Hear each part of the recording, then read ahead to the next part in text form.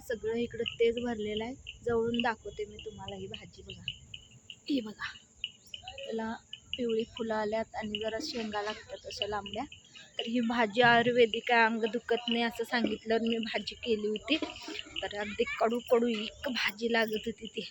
आता कशी करायची मला तर काय माहीत नाही. जर मैत्रिणीनं कोण केला असला तर कमेंट करून सांगा मला ती भाजी कशी करतात.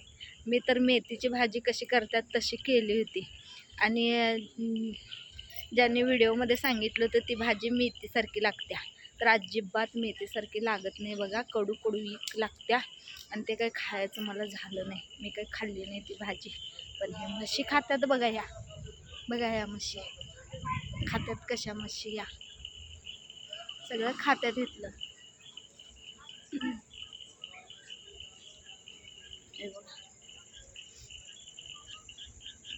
वातावरण बघा किती छान झालेलं आहे. तर नक्की मैत्रिणींनो सांगा जर ती भाजी तुम्हाला येत असेल तर. आणि सराट्याची तर भाजी मला माहीत झाली. सराट्याची भाजी एकदम छान लागत्या, सेम टू सेम हरभऱ्याच्या भाजीसारखी ती भाजी लागत्या. आणि सराट्याची भाजी एकदमच मस्त लागत्या, मला ती आवडली. पण ही भाजी काय मला आवडली नाही अजिबात. कडू कडू एक लागत होती. असं ही जनावर खातात बघा. तर मस्तच वातावरण झालेलं आहे बघा. आता पाणी आलेलं आहे. पाणी इथं भाडे करून मी लावलं इथं. हे बघा, इथं बघा पाणी लावले, भार ठेवले त्यांना हात पाय धुण्यासाठी, भांडी धुण्यासाठी आणि वर फक्त वापरासाठी ठेवलेलं. तर रोज संध्याकाळी पाणी येते आमच्या इकडं. हे बघा डॉग, बघा डॉग आमचा तर एक पण राहिला नाही. डॉग एक तर मेला आणि एक कुठं गेला काय समजायलाच मार्ग नाही का कोण बांधून ठेवले. काळा मस्तच होता आमचा कालू. व्हिडिओ टाकलेले आहेत मी कालूचे, तर तो कालू काय सापडलाच नाही बघा. ही म्हशीला काय झालं या बघा कशी बसल्या मस. काय रे देवा, त्याला किती सुस्त झालंय बघा खाऊन, अवघड आहे.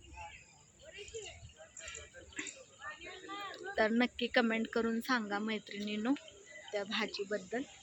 कारण माझं भरपूर अंग दुखते. 3 दिवस मी गावाकडे गेलो होतो आजीकडं. मानेचा लय त्रास व्हायचा मला म्हणून.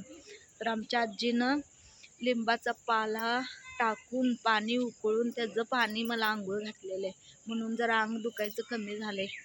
आणि खरोखर मला लय त्रास आहे अंगदुखीचा, मानदुखीचा.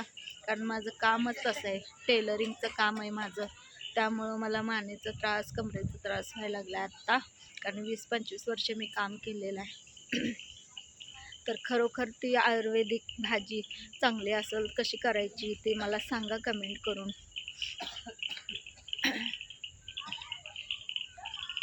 वैभव गेलाय बघा काम द्यायला.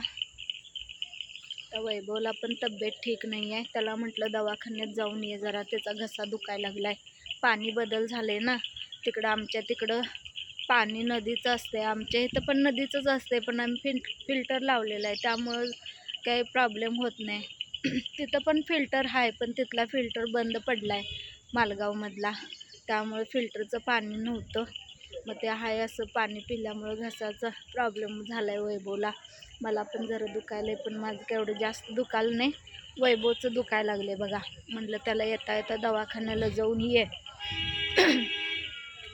कारण जराच दुखायला लागले तोपर्यंत दवाखाना केलेलं चांगलं ना, म्हणून म्हटलं ये जाऊन एक इंजेक्शन करून गोळ्या घेऊन. कारण काम असते आणि काम करायला मग सगळं थांबतंय जर आजारी पडलं तर. आणि वातावरण असं आहे की हे पावसाचं बारीक बारीक झिरमाट येते, त्यात जरा डोकं भिजलं की आजारी पडते माणूस. त्यामुळं जाऊन ये म्हटलं दवाखान्यात.